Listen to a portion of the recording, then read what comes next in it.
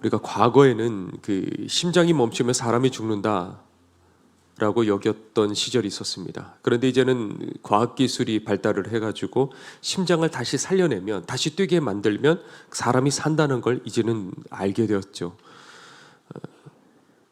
언제 우리는 어떻게 생각하냐면 지금은 뇌가 죽을 적에 사람이 죽는다, 그렇게 여깁니다. 그래서 이 무신론 뇌과학자들은 어떤 식으로 생각하냐면 그 마지막 사람이 죽은 줄로 알았다가 다시 살아났을 적에 어떤 임사 체험을 할 때 그거는 사람이 죽는 순간에 이 뇌가 죽기 전에 만들어낸 환상이 아닐까, 이런 식으로 생각을 해요. 뉴욕대에서 2017년에서부터 2020년까지 이 심폐소생술을 통해 갖고 살아난 그 사람들 567명을 가지고 조사를 한번 해봤대요. 그런데 그 중에 20%의 사람들이 그 순간에 환영을 받대요. 어떤 환상 같은 무엇인가 이렇게 흰 옷 입은 천사, 그런 어떤 존재들을 봤다는 거예요. 다 똑같이 증언을 하더래요.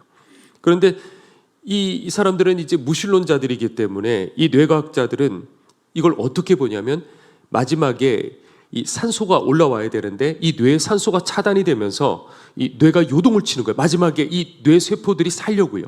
요동을 이렇게 치면서 그때 감마파들이 이렇게 급격하게 이제 올라가면서 그때 어떤 그런 장면들이 보이는 것 아닐까, 이런 식으로 생각을 합니다. 그런데 하버드대 어떤 신경외과 한 의사가 동일하게 그렇게 생각하며 당연히 그렇게 살았는데 어느 날 이 사람이 이 뇌수막염에 빠지게 된 거예요. 그래서 이제 뇌사 상태에 결국 빠지게 되었고, 그것은 바이러스성이었기 때문에 거의 살아날 확률도 없는 그런 상황에 이제 처하게 된 거죠. 그래서 7일간 혼수 상태에 빠졌다가 놀랍게도 그분 말 따라 어떤 천국을 경험하고 그러고 돌아오게 된 거예요. 그리고 기적적으로 거의 죽을 수밖에 없는 그 상황 속에서 살아나게 된 거예요. 그런데 더 기적은 무엇이었냐면 이 뇌과학자였기 때문에, 그래서 깨어나서 자신의 이 7일간 그 뇌사 상태에 빠졌던 그 7일간의 의료 기록을 보고 너무나도 놀랐던 거예요. 왜냐하면 그동안에 뇌 활동이 완전히 멈춰 있었대요. 이게 무슨 말인지 아십니까?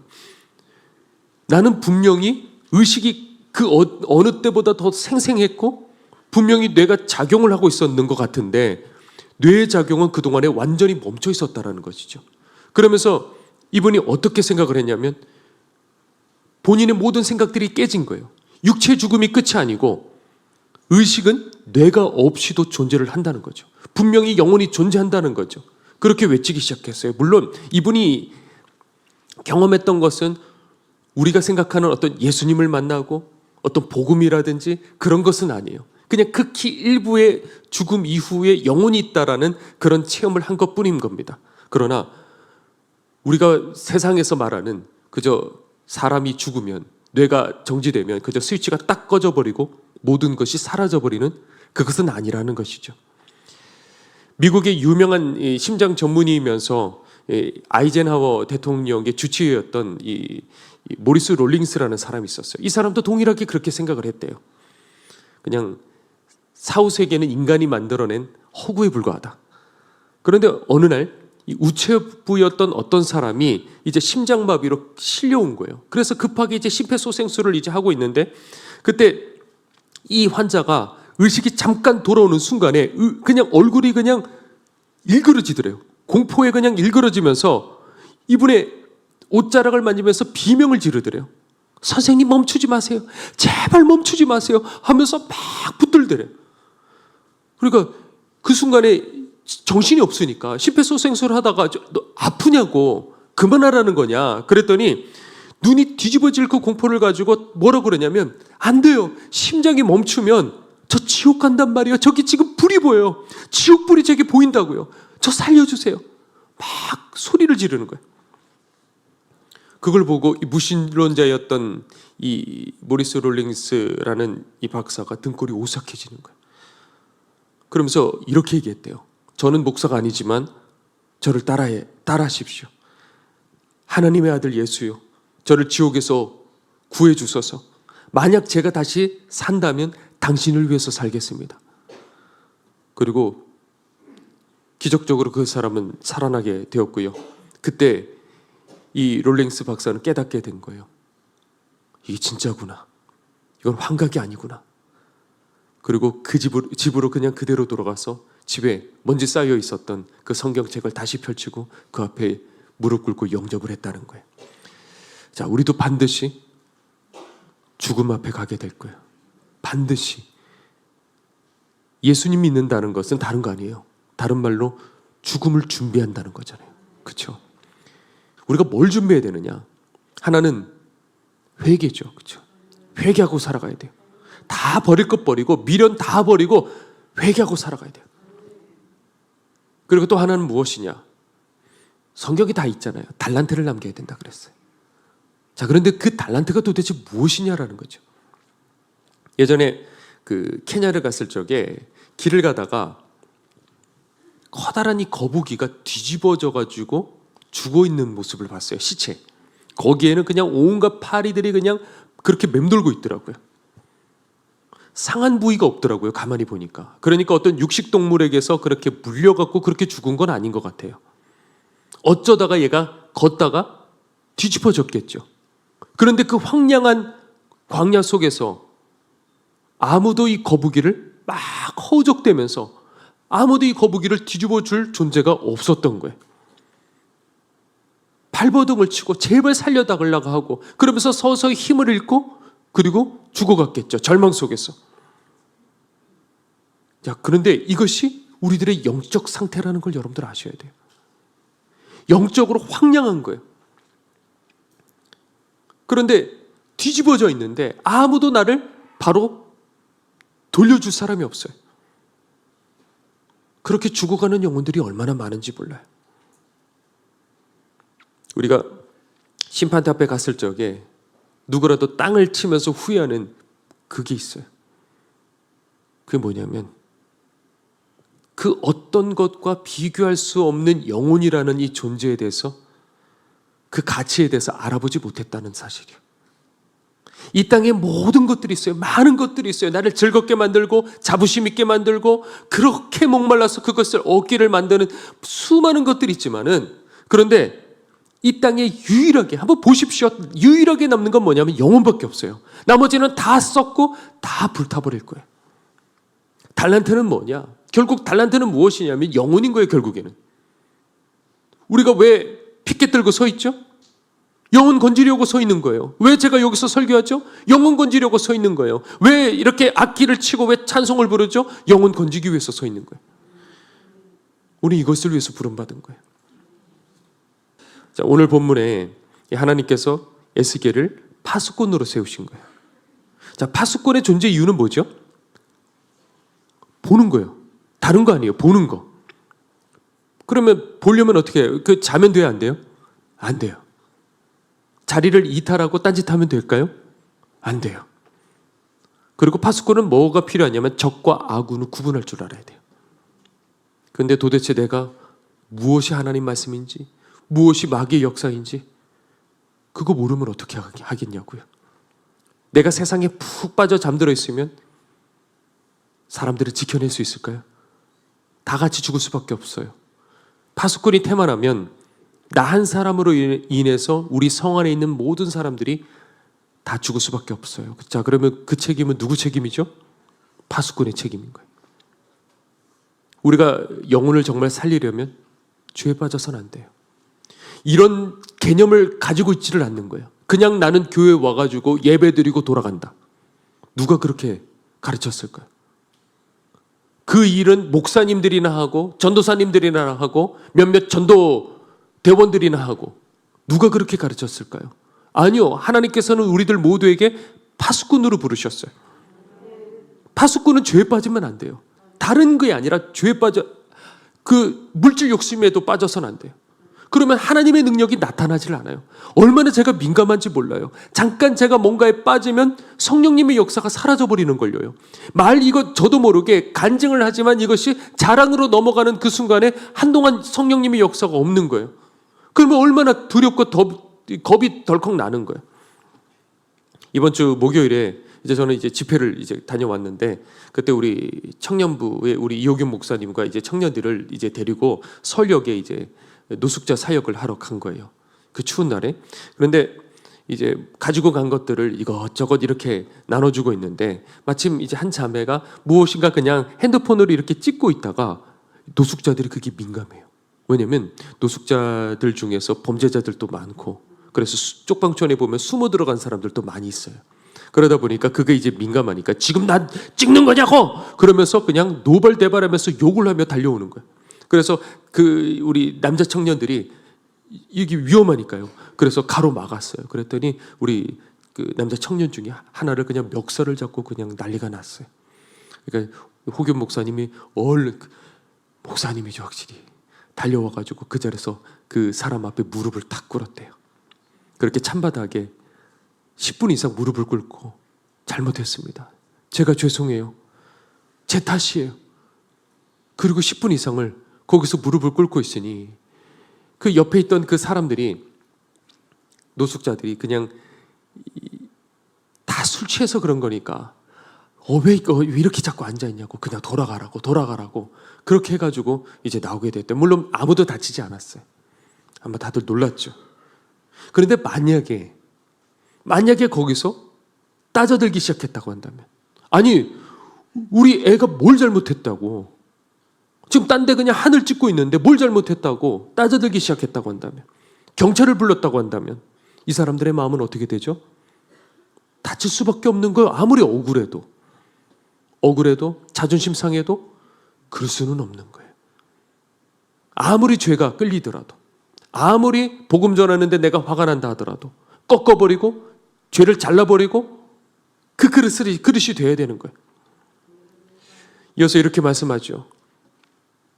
네가 악인에게 전했는데 그 악인이 돌이키지 않으면 그 죄값은 누구에게? 그 악인에게서 찾을 거다.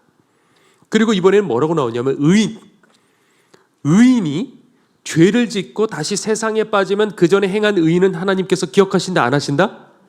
안 하신다는 거예요, 여러분들. 근데 왜 우리들은 왜 그렇게 생각하죠? 옛날에 내가 은혜 받았으니까, 내가 예전에 주님 만났으니까, 내가 주님 앞에 이렇게 헌신하고 내가 이렇게 주님 앞에 드렸는데, 아니요, 다시 악에 빠지고 세상에 빠져버렸을 적에는 그 전에 그 의인은 기억지 않으신다 그러셨어요. 그런데 그 사람이 돌이키지 않으면 그 죄 중에 죽을 것이다. 그런데 저를 주목하게 만들었던 대목이 오늘 본문에서 어디였냐면, 악인이든 죄에 빠진 의인이든 전했는데 돌이키지 않으면 그 죄를 누구에게 찾는다? 그 사람들에게서 찾는다. 그런데 전하지 않으면 그 핏값을 누구에게서 찾는다? 나에게서 찾는다는 거예요. 우리가 심판대 앞에 가게 되면 예상될 질문들이 있을 거야. 아마 지금까지 설교를 수도 없이 들으면서 한번 생각해 보세요. 심판대 앞에 갔어요. 백보자 심판대 앞에 갔어요. 주님 앞에 갔어요. 그러면 뭐라고 말씀하실까요? 미리 알고 있어야 돼요. 미리 그것을 준비하고 있어야 돼요. 너 거룩하게 살다가 왔냐? 그래서 예수 그리스도의 보혈로 씻겼냐? 너는 나를 사랑하느냐? 네 영광 위해서 살지 않았느냐? 넌 무엇을 남겼느냐? 아마 이런 것들을 물어보실 거예요. 다 성경에 있는 것들이죠. 그런데 지금 이 말씀은 너무 충격적인 거예요. 분명히 주님 앞에 갔을 때 들을 말씀인 것 같은데, 만약에 이 말씀대로로 간다면 제가 이 땅에서 아무리 전도 열심히 한다 한들 이 핏값에서 어떻게 내가 자유할 수 있지? 왜냐하면 길 가는 사람마다, 모든 사람들마다 외치면서 다녀야 되잖아요. 저 이걸 문자 그대로 봤거든요. 그런데 이것을 여러분들 율법적으로 받아들이는 말씀이 아니라 이 영적 현실에 대해서 눈이 뜨여야 된다는 거죠. 애타하시며 지옥불로 떨어지는 그 수많은 영혼들을 보시고, 상황이 급박하니까 만나는 사람들마다도 외쳐야 되는 애타하시는 그 하나님의 마음을 가지라는 거예요. 우리는 귀찮아서, 전하니까 두려우니까, 체면 때문에 우리가 전하지를 않아요. 그런데 그 울부짖는 소리를 듣는다면 어떨까요? 지옥에서 울부짖는 그 소리요. 엄마, 왜 나한테 말 안 했어? 엄마, 교회 다니는 거 중요하다며. 학원 가서 공부하랴. 좋은 대학 가랴. 그거는 수천 번 나한테 말해놓고 왜 지옥 있다는 말을 왜 나한테 이렇게 강조하질 않았어? 왜 나 불구덩이에 오게 이렇게 만들었어, 엄마? 어린애가 그렇게 말을 한다면, 여러분들 가장 사랑하는 사람, 그리고 여러분들의 배우자가 여러분들의 멱살을 잡고요, 네가 진짜 친구냐? 어? 나 사랑하는 거 맞았어? 나 사랑한다며. 나 떨어지는 거 지금 보고만 있니? 여러분들 절교한다면 여러분들 어떻게 변명하시겠어요? 아니, 나 너 싫어할까 봐, 네가 부담스러워할까 봐 내가 못했어. 여러분들, 이 현실이 선명하게 보여야 되는데 내 눈에 가려. 세상에 너무 재밌는 것들이 많아. 염려될 것들이 너무 많아. 이것이 알기는 아는데, 머리로는 아는데 이게 현실로 내 가슴으로 다가오지를 않는 거예요.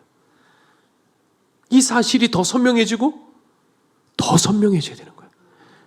우리는 파수꾼이에요. 홀몸이 아니다고요. 내가 잠들면 다 같이 죽을 수밖에 없어요. 내가 말하면 그 사람들에게 기회가 주어질 수 있어요. 내가 죄에 빠지면 나 혼자서 끝나는 게 아니라 나를 통해서 구원받아야 될 누군가가 기회를 잃어버릴 수가 있는 거예요. 그런데 나는 그 순간에 죄에 빠졌다가 나중에 회개해서 돌이켜서 나 살았어. 그럴 수 있을 수도 있어요.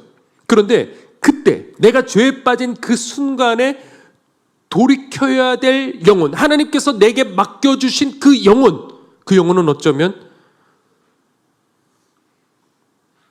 그때가 기회가 마지막이었을 수도 있는 거예요.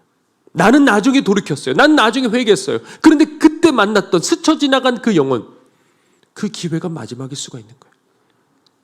예전에 주일날에 우리 한 성도님이 아는 지인이 위독하다고 꼭 찾아와서 마지막에 복음을 전해달라고, 알겠다고.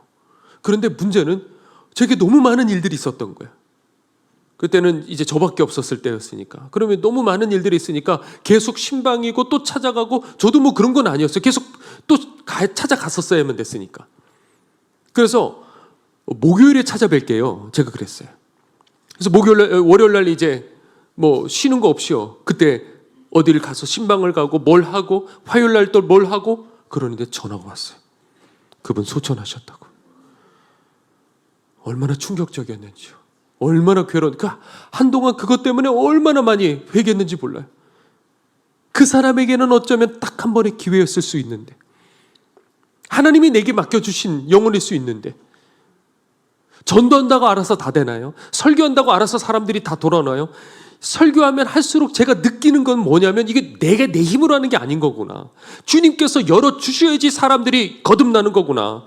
그러면 하나님께서 역사하실 수 있도록 나는 깨끗한 그릇이 되어야 되는데, 그런데 우리들 앞에 너무 많은 산적한 염려, 죄, 미움, 유혹, 이거 어쩌면 이 앞에서 사치에 불과한 거라는 거예요. 우리가 영화를 통해서 그 쉰들러라는 그 사람을 알 거예요. 아마 알고 있을 거예요.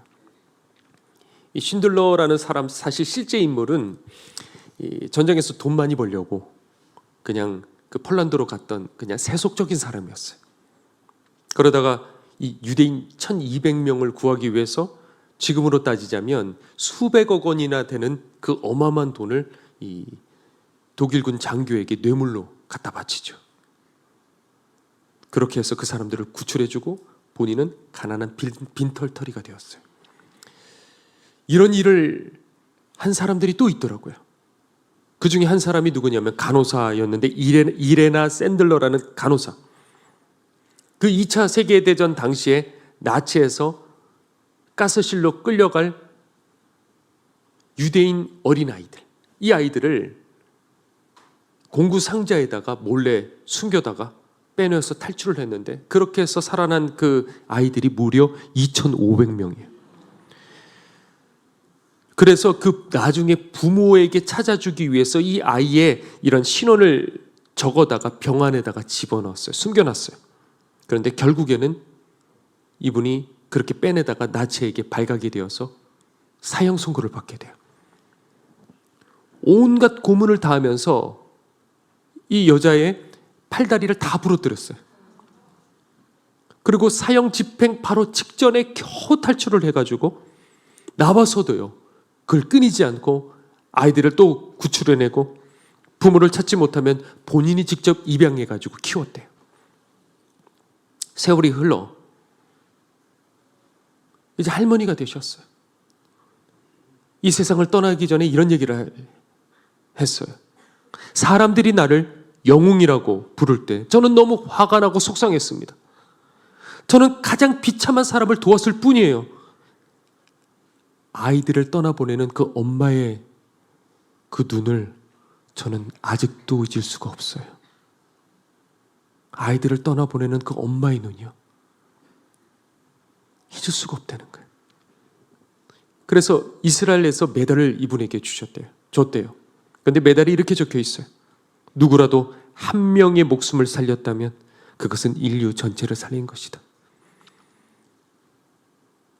제발 제게 이 마음 좀 주세요. 제발 이 현실에 눈이 뜨이게 해주셔서, 영적 현실에 눈이 뜨이게 해주셔서 제발 이걸로 통곡하고 이걸로 눈물 흘리고 그 엄마의 눈빛, 그것을 볼 수 있는 그 영적 눈을 제게 허락해 주세요. 복은 다른 게 복이 아니에요. 모르면 소유가 복이라고 생각해요. 거듭나지 않았기 때문에 그래요. 진정한 거듭난 눈은 무엇이냐? 가장 중요한 가치를 알고 거기에 자신의 모든 것을 던지는 거예요. 가장 중요한 복은 볼 줄 아는 눈, 영혼을 볼 줄 아는 그 눈, 그 뛰는 그 가슴. 예수님께서도 이걸 보셨어요. 그래서 33년간 다른 거 하지 않으셨어요. 즐기지 않으셨어요. 이 하나만을 위해서 사셨어요. 이 하나만을 위해서 어디든지 찾아가셨어요. 100여 년 전에 이 땅에 찾아왔던 선교사들 다 보면 20대 초반이에요. 중반. 우리로 말하면 애들이에요. 그런데 그 애들에게도 그 마음이 있었어요. 성령님이 계셨어요. 그 루비 캔드릭 선교사 다 아시잖아요. 24살인가요? 그 젊은 나이에 풍토병으로 죽어가면서 했던 그 말이, 내게 생명이 1000개의 생명이 내게 있다고 한다면 한국이 다 가져라.